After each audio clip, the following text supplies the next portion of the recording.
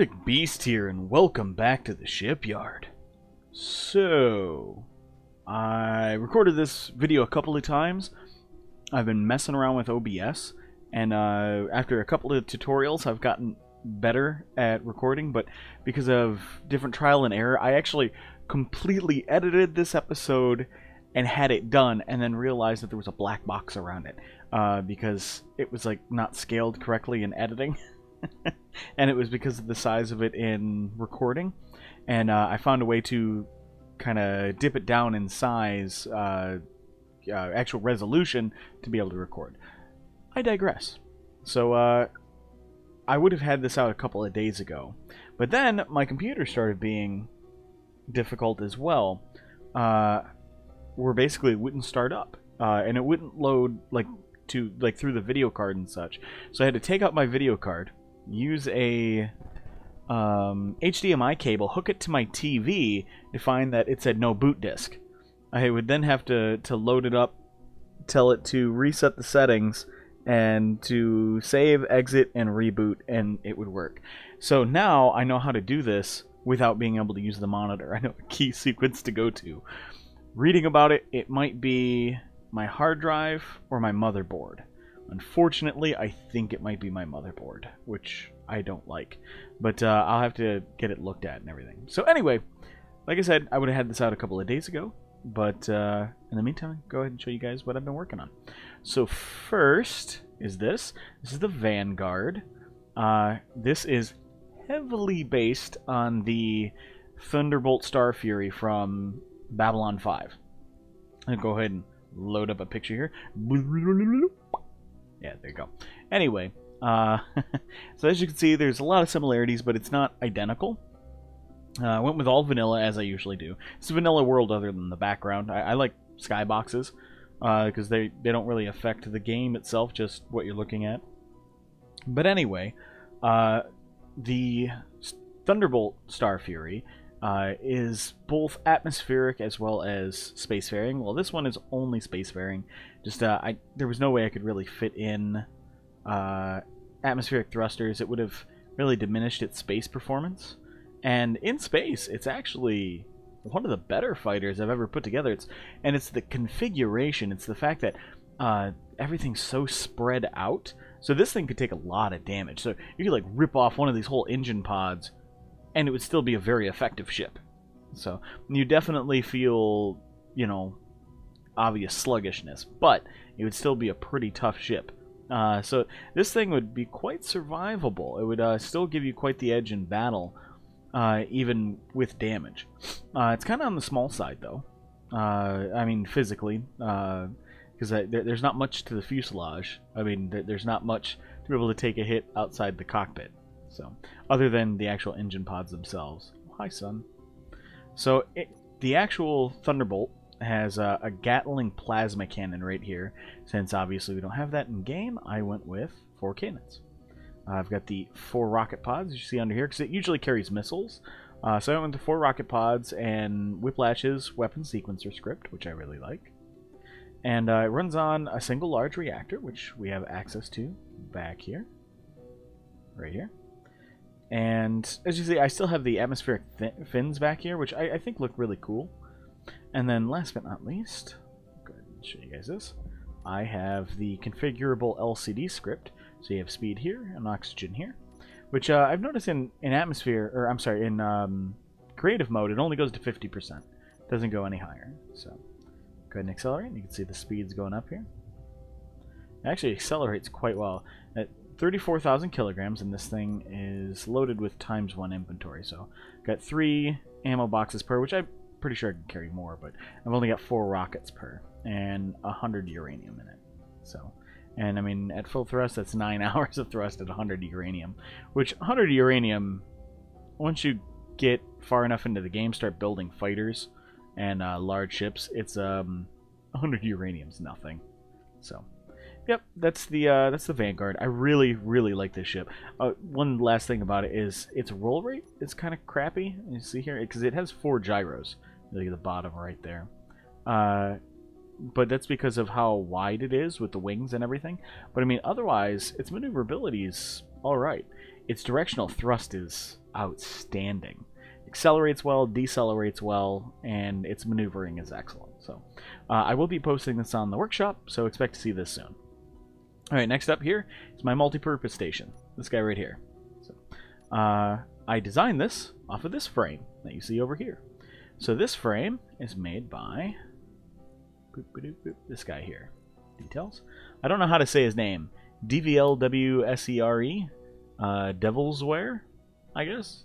Devilsware? I don't know. But he makes all these frames, and I really enjoy him. The only thing he really asks, he likes to see the what you build out of him. So I sent him a picture of this, and he seemed to really like it. Now it's not quite done yet because I spent 3 days without my computer working. I haven't had the chance to finish the damn thing. The only thing it's missing are lights in here, lights in a little hallway there, and external lights. So those 3 sets of lights, and the doors aren't configured yet. Everything else works. It's meant to be kind of a transfer station. So you put this little station up above the orbit of a planet, you can transfer cargo here. So you keep it just outside gravitational influence. And it's got 4 cargo containers. It has full directional thrust, just 1 small thruster in each direction. So see, it's got them in here. Originally, I hadn't even thought about that, even though that's usually what I do with most of my stations. I have thrusters on them. But in his description, if we go back here real quick, I believe he even says something about it. Contains large container mounts, space for solar panels and batteries, reactors, antenna on the lowest point, fly-through hangar bays, living space. Is designed to have small ions for stability and to counter drift. Their mounting points are built in. So with that in mind, of course you see the large cargo containers and thrusters. So mine's a bit different on the bottom than his. I kind of redesigned all this. As you see, it's just a little bit more smoother, more contoured. But yeah, it's got the 1 gyro. It has no assemblers, no refineries, no arc furnaces, none of that. It's just meant as a cargo transfer point. That's it. So if you look, each bay can dock 2 ships. I mean, it can hold more, obviously. This could probably hold 3 Valkyries, but on connectors it can hold 2. And my smaller shuttles it can hold. So come up here. So yeah, I need to put lights in here as well. Take my helmet off. I'm going to open that. There we go. These cargo containers are not conveyed. They're just meant for tools and oxygen tanks, things like that, before you come in and out. This little atrium here allows you to kind of look out. I got some seats for chit-chatting. It's mirrored on everything except for this hallway and the top floor. So next floor. These are mirrored rooms. Which, by the way, this cargo container is conveyed into the system, so you can access all the cargo through here. Come in here, you got a bed, shower-esque thing, and a couple of seats. Nice view. I really like these rooms. I kind of, like, tacked them in, and I really like it. I think they turned out well. So, everything's conveyed, or I'm sorry, everything has oxygen from 1 oxygen vent on the top floor, so you get these vented windows to get oxygen in. It's not really a combat station. There's no defenses. So, all right, we have a conference table here. I'm quite proud of. In the NID server, or I'm sorry, the whitelist server. Quick note about that. My last episode, I realized I kept saying the NID tuber server. I meant the whitelist server. I haven't thought about it in a while. I haven't said NID tuber, or I'm sorry, I haven't said whitelist in a while. So I just kind of said NID tuber. But yes, so the whitelist server. Last season, Season 3, I actually did this in my noodle base, Nordic's noodle base. Well, something similar, but with like the half slabs. And I really like the conference table, so I decided to put one in. So you got plenty of lights in here. Over here, we got 6 cryopods and a med bay. Plenty of seats. So this place can house at least up to 6 people, obviously, with cryopods. And here's our air vent, which if you don't feel there's enough oxygen coming through, you can always put more up here. And last but not least is the quasi-bridge, which there's no lights or anything in here either. My plan is I'm going to put 2 timer blocks, 2 programmable blocks, some lights, some LCDs. So I do still need to finish that. But that is essentially the multi-purpose base. Like I said, it's meant more for cargo transfer. I'll put my helmet on, close it, release the air. And I put these doors here because I don't get to use them very often. So yeah, and so this is where those mirrored rooms are right in here. And if you look like how it is on here, they don't really look like rooms. It looks like just supports holding up the top level. And just at one point I was building, I'm like, those could be rooms. So I just kind of filled them in, and it gives extra room to a relatively small station. So, which the station does run on one large reactor right in here. And the reason for that is, oh, you know, it just dawned on me. I need to put a jumpstart reactor in as well. So anyway, because you can't access the reactor directly as the design is right now. You know, you could... Nope, it's on the side, so okay. So it's up, down, side, side. Anyway, oh, so the large reactor. The reason for that is powering battery-powered ships. So if you're recharging them, I want to make sure that there's enough power to be able to go around. So also if a ship docks and it's low on power, say it's running too many things and whatnot, this can support it while it's doing so. Like, say it's running refineries and it doesn't have enough power to run the refineries for some reason. So this actually has enough power to do so. So like I said, I'm going to have to add another small reactor as a jumpstart reactor. Alright, so this over here is the Insulative, which is a rebuild of my Hurricane, this guy right here. If you're new to me, this thing is actually the first large ship I'd ever built, a long-ass time ago. The original design was actually in heavy armor, and it accelerated like a bat out of hell, but it didn't handle well otherwise. So then I ended up deciding to build it out of light armor, because full armor... And this was back before the rebalance in the game. That was like a year ago. It was, I think, 1.6 million kilograms. It was big. It was quite hefty. And so I rebuilt it into what you see there. And much better in the light armor. And this was actually a further rebuild where I added a jump drive when jump drives first came out. And I actually have an episode called Nid Ventures, which it's me and Anubis exploring... through the Season 2 whitelist server. And then later when the jump drive came out, it was us testing the jump drive, and actually we jump, the ship itself disappears, and we just go floating off into space like 130 kilometers from my base. Low on oxygen too. Good job on that one, Anubis. So, but the design was getting a bit dated, so I decided to update it. And this would be it. So as you see, like, there's minor aesthetics, like changing the corners here, as you see. The rockets run now on Whiplash's rocket script, which actually I'd say fire a little bit slower than the vanilla large ship rocket pods, but it gives it a nice long drawn out burst. And if one rocket gets destroyed, because they fire, they come out like in a V shape. So if one gets destroyed, it's not going to blow them all up all the way straight back. Because when they fire out in straight line bursts, when they explode in a line straight back to your ship and cause damage. So this way, it'll only blow up one rocket and not a series of them. So that works out well. Externally, though, it's still roughly the same. The back's a little different. I use the sliding doors instead of that to access the one large reactor, which the large reactor and the jump drive make this a little expensive for its small size, but this is still a good first large ship to build. So, alright, go ahead and run in here real quick. So this is the only thing I don't like, is it's quite the drop in, which leaves a lot of oxygen in here. So it wastes a lot of oxygen coming in and out. But the inside is quite a bit different. It's just this level, but it keeps the cockpit and everything safer. The old one had 2 levels. So as you see, we got 2 cryopods. We've got a med bay in here, a couple of seats. Our gyros are in here. The gravity generator, oxygen, so on and so forth. And this is the speed or direction velocity script, Whiplash's script, which I love. So, and as you see, it's only 508,000 kilograms. So this thing is very fast. It's quite responsive too. Oh, that's the other thing I changed externally. So, but it was mostly internal changes. And this thing has, I believe, 4 small cargo containers, 1 under each Gatling gun, and that's pretty much it.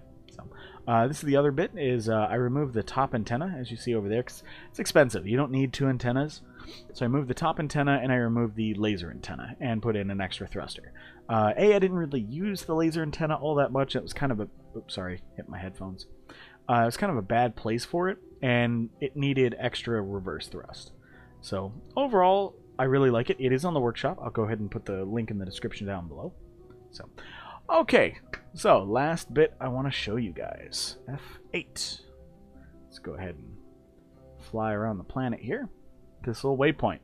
So, for those of you guys that follow XP Gamers, you know, Captain Shack and Wasted Space and Morphologist and their survival series, I think it was last week or 2 weeks ago now, Captain Shack did a recap episode. Sorry, letting this load in. And at the end, he was in something he called the Mag Bike. And I noticed the Mag Bike looked a lot like my Scythe bike. This guy here, the Scythe. If you guys haven't watched the episode where I show the Scythe, or I actually have several episodes where I show the Scythe, I stumbled upon being able to make a vanilla actual drivable motorcycle with suspension completely on accident. And the key to it was 2 gyros. One is overridden, and the one that's overridden tells it to rotate, let's see, that would be counterclockwise to keep it up. So to keep this side up, because it wants to drop down on this heavy side, as you see, because this one's powered off. So I happened to watch that episode, and they have what they called the Mag Bike, and it's the same concept. It uses the suspension off to one side, and it clearly had 2 gyros in the back. And then, not only that, a couple weeks ago I watched a live stream, and Captain Shack actually has my Scythe in his blueprints. I was super excited. That being said, it got me to want to work on this again. I actually messaged him, and I messaged Wasted Space about it, just to find out if that's where they got the influence from. I'm rather excited and quite flattered by it, but I haven't gotten a response from either one, which kind of makes me a little sad. So next I saw this ship, and this ship actually ties into this. So I wanted to work on a new version of the Scythe. So where is it? I haven't been on in a couple... Oh, here we go. Yeah, here we go. The Argula? It's by Bruce Lidley, however you say his name. So the reason I'm showing this is massive thanks to M4 House for showing me how to change grid size for blocks, and thus allowing me to place control seats and windows. So this ship you see here, let's go ahead and take a look inside. Come in, and as you see, there is a large ship control seat, and it is 1 block. This is the placement block right there, and it's a small ship block, and there's windows too.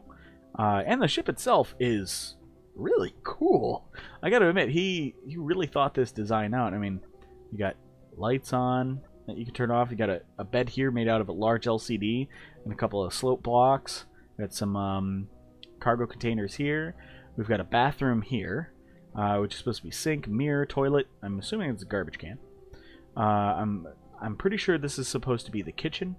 And actually, he should say, like, he should change that, so instead of interior light 3, say, like, kitchen light, things like that. That would be my only suggestion. But this thing is transatmospheric, has some cargo space, has guns, like, it's cool. It's very cool. And these blast doors open up, too. Oh, it's starting to get dark. Alright, so, with the Scythe and that seat, which basically, I don't know how to make the seat.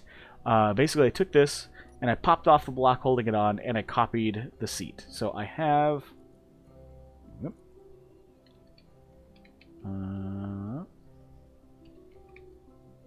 Is it... Or maybe it's under flight seat? No. Let's just go with seat. I could have swore I saved it as like flight seat. I know I have it. It's in there somewhere, damn it. So I made this. This here is called the sickle. And I literally took the frame of the Scythe and I cut it down 1 block on each side, and just basically try to stylize it a bit. As you see, they got the blast door blocks in there. You see I got a suspension here and a suspension up front. I took out the cargo and basically just put the seat on here. well, it's still kind of heavy, and I wasn't fully happy with it, so I decided just to kind of go from scratch. So I made this, and this is the Qatar. Which, by the way, a Qatar is also known as a punch dagger. It's a weapon from India, which I own one. They are very, very, very cool. But anyway, that being said, let's go ahead and power this beautiful thing up. Come on, get in there. Let's see. Yeah, I need to tone down the settings real quick. So, wait, those are fine. It's this gyro. This gyro needs to get turned down.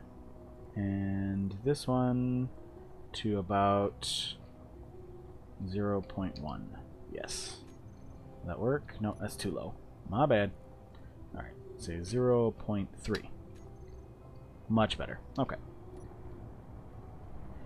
So you predominantly want to steer with the mouse using the gyros. Alright, yeah, I actually turned down the other gyro a little too much. This one.